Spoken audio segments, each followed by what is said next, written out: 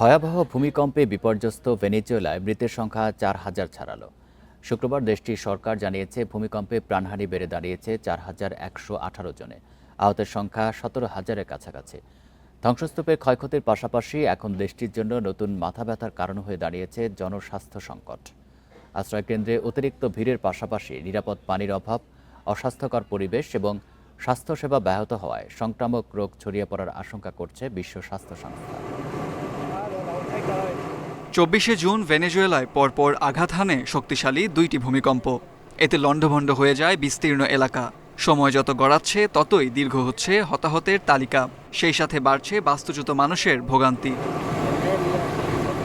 বিশ্ব স্বাস্থ্য সংস্থার আমেরিকা অঞ্চলের শাখা প্যান আমেরিকান হেলথ অর্গানাইজেশন সতর্ক করে জানিয়েছে, ভূমিকম্পে সবচেয়ে ক্ষতিগ্রস্ত ভেনেজুয়েলার উত্তর উপকূলীয় অঞ্চলে বাস্তুচ্যুত মানুষের মধ্যে বিভিন্ন রোগ ছড়িয়ে পড়ার ঝুঁকি বাড়ছে।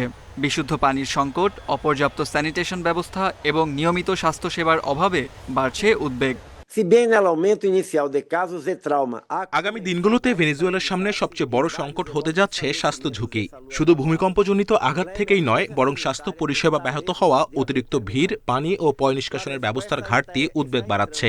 সেই সাথে টিকাদান ও নিয়মিত স্বাস্থ্যসেবা পাওয়ার সুযোগ কমে যাওয়ায় সংক্রামক রোগ ছড়িয়ে পড়ার আশঙ্কা রয়েছে।